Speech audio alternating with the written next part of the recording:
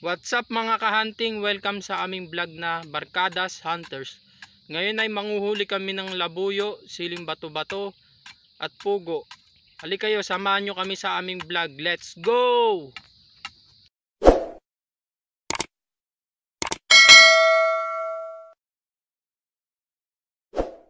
Sama po namin ngayon ang dalawa nating kapatiran na katutubo.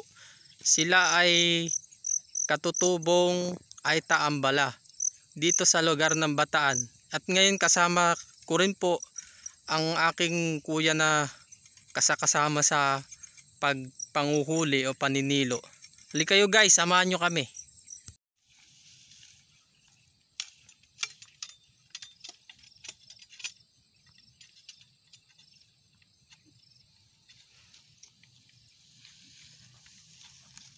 Yan sila guys. Papunta na ngayon kami sa aming paglalagyan ng bitag o kung tawagin dito sa Bataan ay silo. Yan guys, medyo matarik-tarik siya na masukal.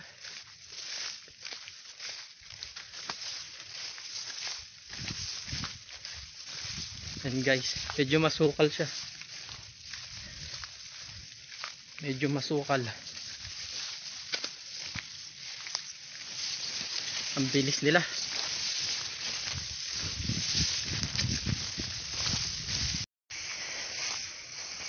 Mangilan-ngilan lang ang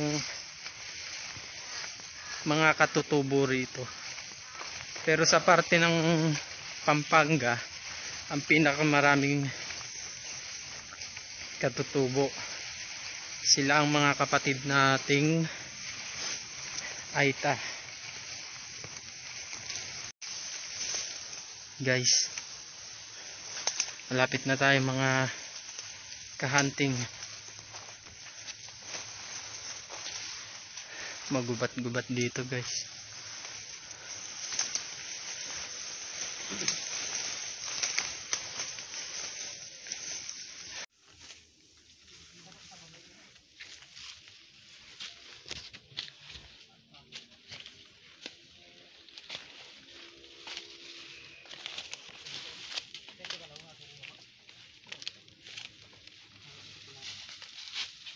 Diyan ka ba? Pwede na dito. Hanap ako ng lagyan.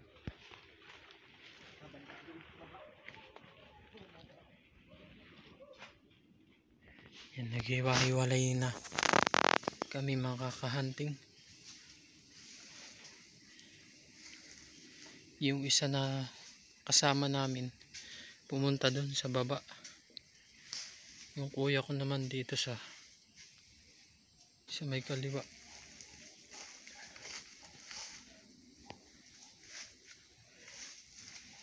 At ito yung isa naming kasama.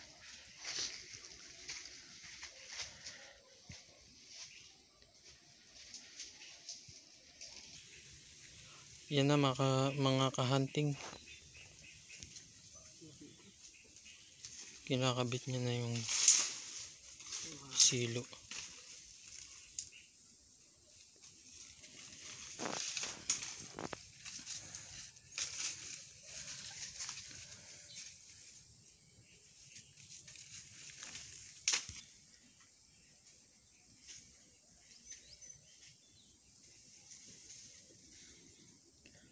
Kung mapapansin nyo mga kahunting, dyan siya nagkabit ng silo dahil may nakita siyang bakas ng pinagkalahigan ng manok na labuyo.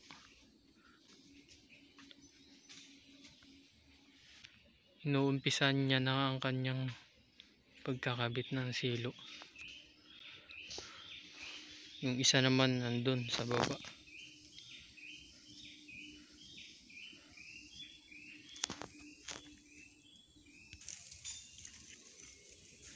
May kalahig ah.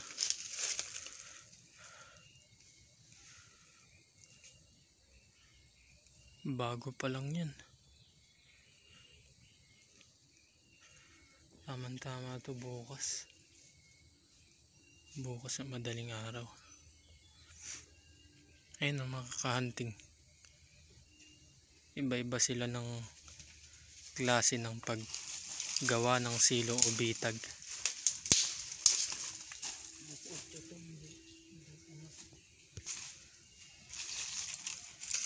Ang madaling araw namin titingnan yung silo hanggang mga alas 10.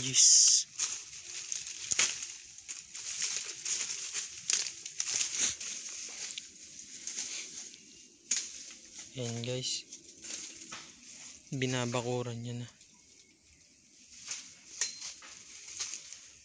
Saan pumunta si si Nano?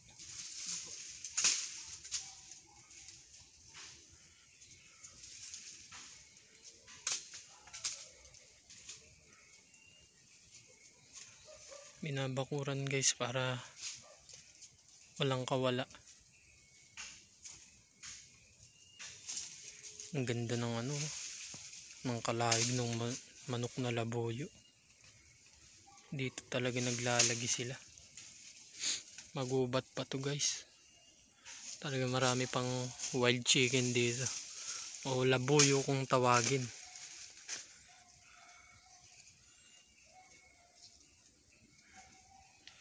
Ayan guys.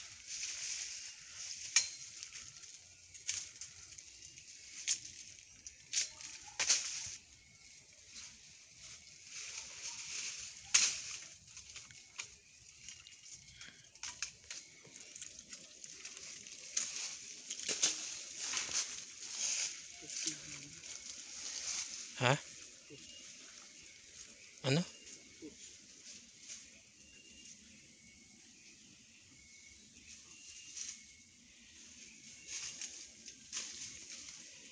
Ayan guys, nakabit na namin yung silo. Binabakuran na lang. Kaway ka muna dito. Juda, kaway ka muna. Yan siya mga kahunting. Matagal na gumagawa ng bitag o silo yan. Yung kuya ko na yan. Bata pa lang kami, naninilo na talaga kami yan. Sa kasama ko yan.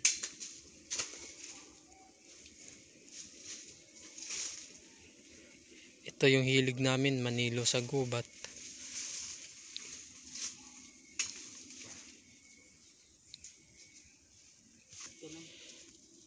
Punta muna ako dun sa kabila. Guys, tingnan natin ang ginawa niyang silo. Ibang klase yung pagkabit nila ng silo, mga kahunting. Kung kay Kuya Joda, para siyang tulay-tulay, ito parang paarko. Yan yung gawa ni John Ray. Palayo niya doy-doy. Binabakuran niya na. Pati pala dun pati pala dyan sa likod ng saging meron. Dami guys.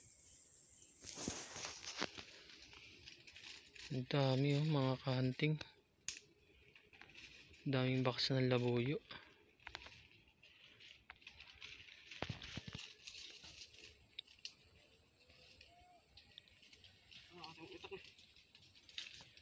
Gamit ni Nano. Si Nano guys, yun yung isa naming kasamang katutubo. Tutubo rin.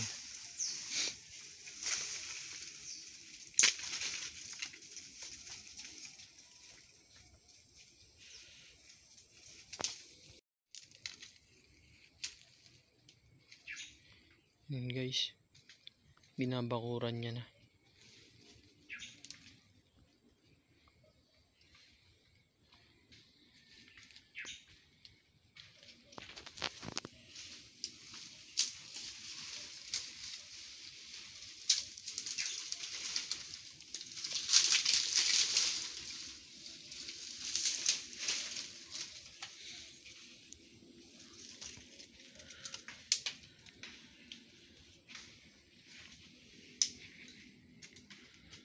Magubat dito guys. Gubat pa dito mga kahunting sa aming pinuntahan. At maraming bakas ng pinagkalahigan ng manok na labuyo o sa English wild chicken. Dito talaga sila naglalagi. Marami pa raw dyan banda mga kahunting. Marami pang pinagkalahigan ng labuyo. Ibig sabihin grupo-grupo pa sila dito.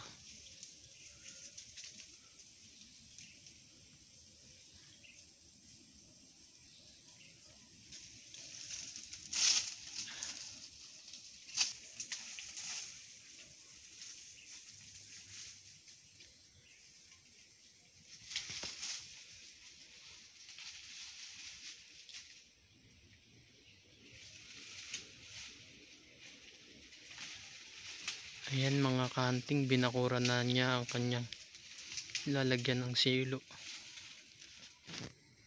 Halika kayo mga kahunting, tingnan naman natin ang ginawa ng aking kuya.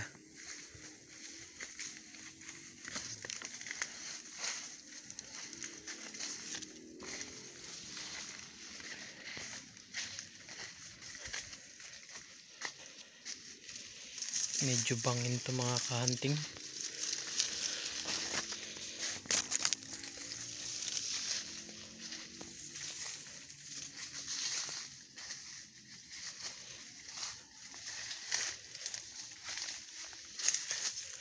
Ayan naman ang ginawa ng aking kuya. Patulay-tulay siya. Yung bitag na kanyang ginawa, binabakuran na lang din niya. Dalawa na yung ginawa niya pala. Mukhang marami talagang labuyo pa dito na napuntahan namin.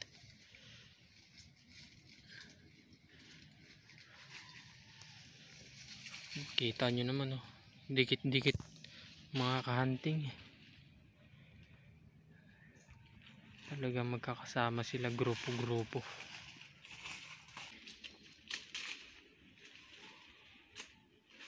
Yung isa nating kasama andun sa baba. Mamaya pupuntahan natin siya. Masyadong bangin na yung kanyang pinuntahan.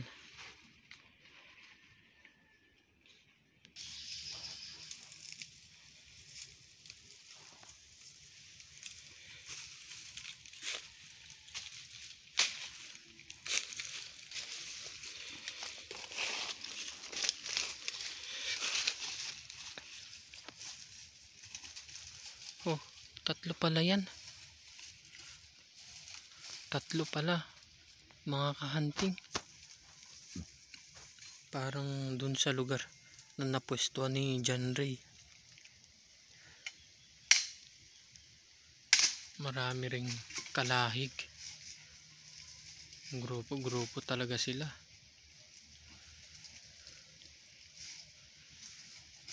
Halika kayo mga kahunting, puntahan natin ang ating isang kasama na bumaba. Siya ay isa ring aitang katutubo. Ito po oh, pinagkalahigan ng manok na labuyo. Ayun oh, dikit-dikit sila mga kahunting. Ayun pa oh.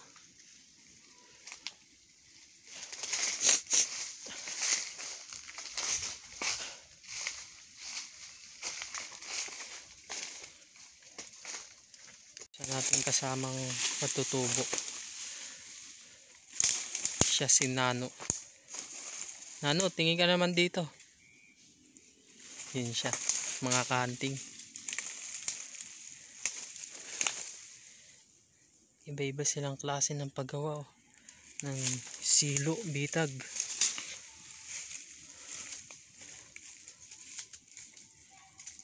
Ayan mga kahunting. Iba-iba silang diskarte ng paggawa ng bitag.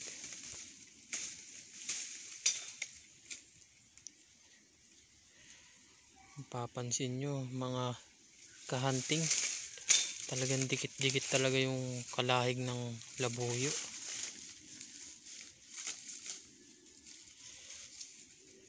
Grupo-grupo sila.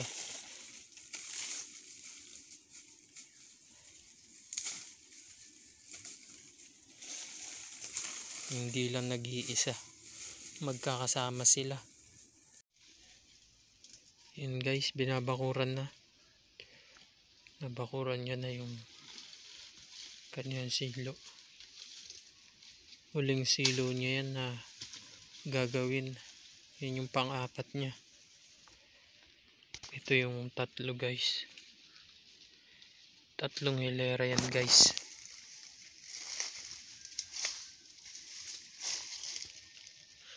Yan guys.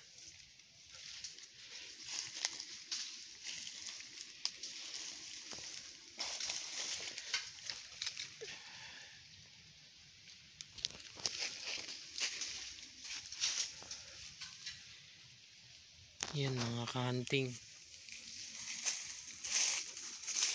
Yan yung kanyang ginawang silo o bitag.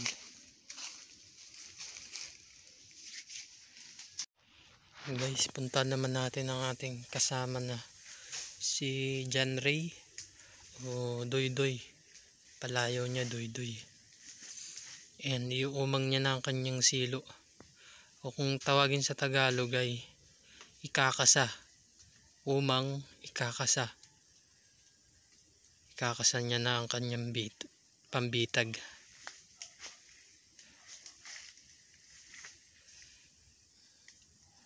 Lima na pala ang kanyang ginawa, mga kahunting. Ginawa niya yan na walang itak. Dalawa lang kasi yung gamit namin itak mga kahunting. Kaya pinutol-putol niya na lang. Hilera rin siya, oh. Mga kahunting. Hanggang dun sa sa taas. Ayan mga kahunting. Hilera siya. Pare-pareho silang tatlo hilera. Yung paggawa nila ng silo o bitag. Hilera.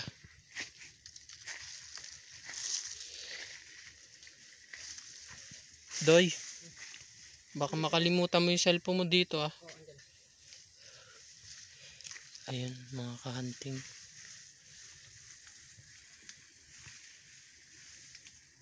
Saka yung isa dun sa baba. 5 yung ginawa niya. Nabali. Di kukuha ka uli niyan. Ah, kahoy. O kahoy na lang ginawa niyang pangkasa. Kawayan talagang ginagawa namin pangkasa. Mga kahunting. Pero dahil wala siyang itak, kahoy na lang.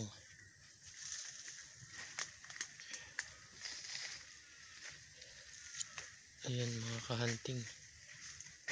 5 yung kanyang ginawa.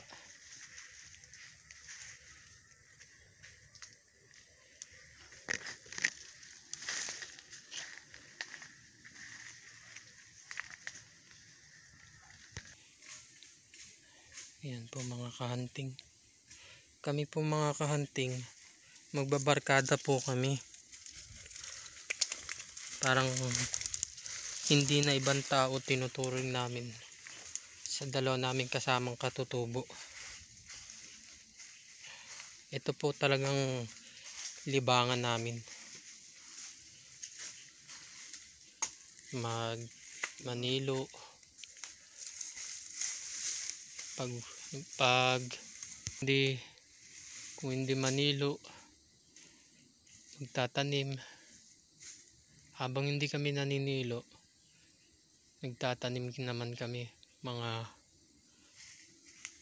kahunting.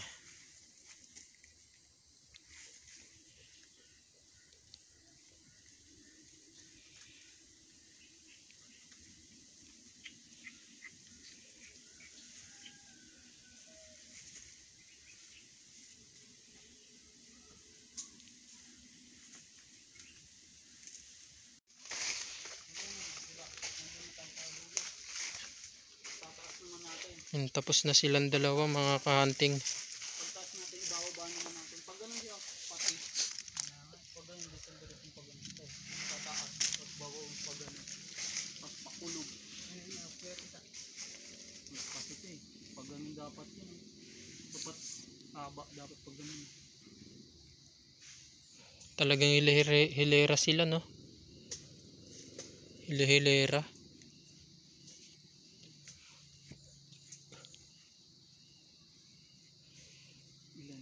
Grupo sila. Yan sa'yo. Bakit ganito ginawa niya eh. Yung ano, may stick. Para dire-diretso. At saan kayo pumukto. Kung walang kahoy, may pantito kayo. Wala siyang itak, nandun yung itak sa isa kay Nano. Pataas yung ano niya eh, ni Doy pataas yung ginawa niya.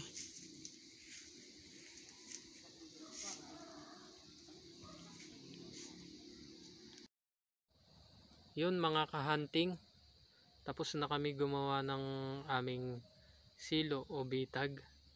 Ngayon ay magpapahinga na kami at maya maya uuwi na kami.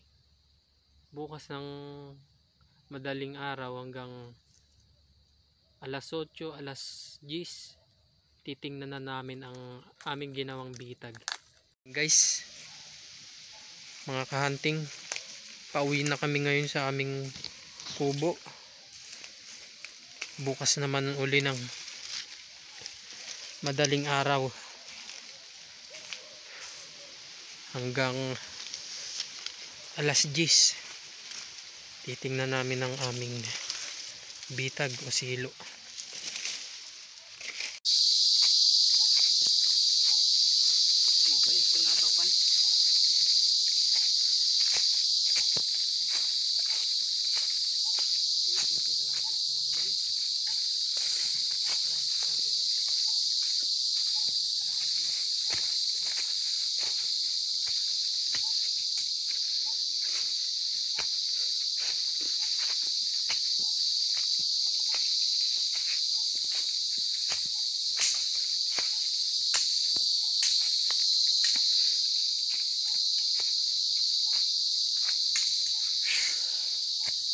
Pahinga muna tayo.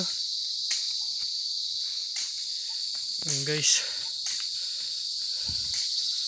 paalis na kami sa gubat, palabas na kami sa gubat. Gagawin mo dyan video na bukas.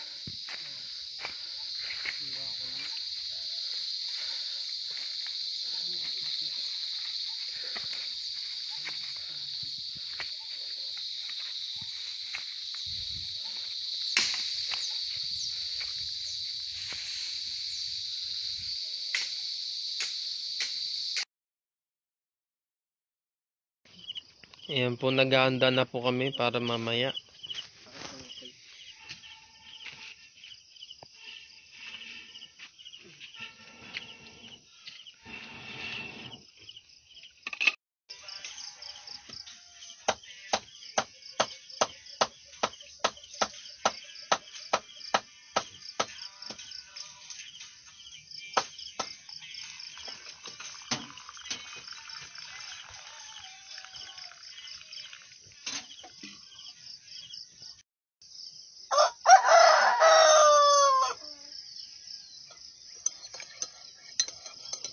Tara guys, kape tayo.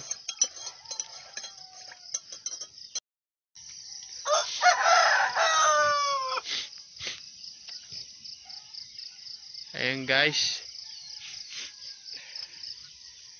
Nakakapilang kami. Umaga na. Pasigat na mamaya yung araw. Yan guys, yan yung taniman namin guys. Pag wala kaming ginagawa, yan yung ginagawa namin. Pinagkakaabalaan. Kahapon, yung dinaanan namin masyadong masukal mga kahunting. Kaya dito kami ngayon dadaan sa shortcut guys. Pabalik kahapon dito kami dumaan dahil masukal nga.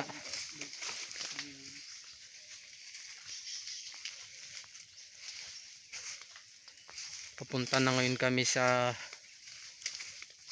pinagkabitan namin ng silo bitag. Mga ka-hunting, ito po may huli na. Ito po yung tinatawag namin na bato-batong sili. Yung sinasabi ko sa inyo kahapon. Ayan siya.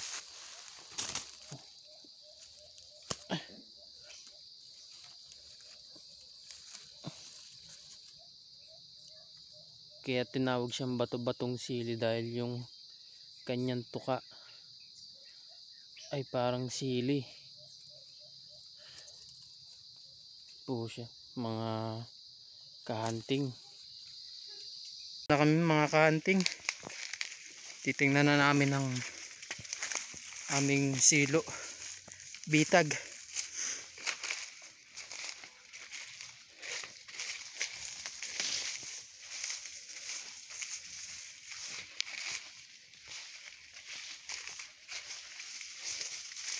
Ano may huli? Nano? Asan? May huli. Asan?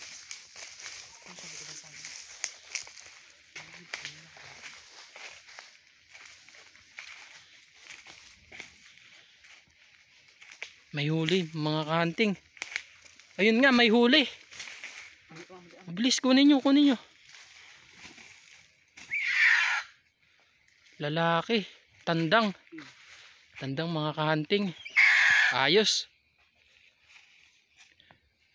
Yung mga kasama niyang babae dito naglalagi rin ah. No? Ang lupa si Mabiti. Ang balong bungko pa na bahan. Ang ganun ba? Talian nyo yung paa.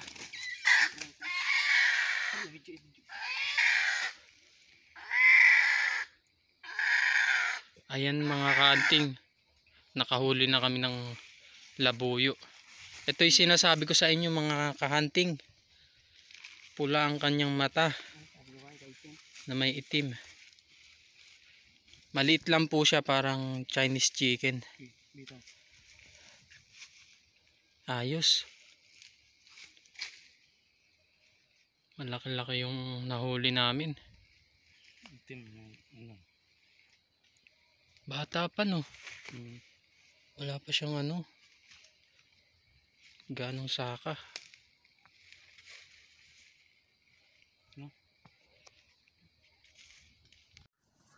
So ayun mga kahunting, hanggang dito na lang ang aming video. Maraming salamat.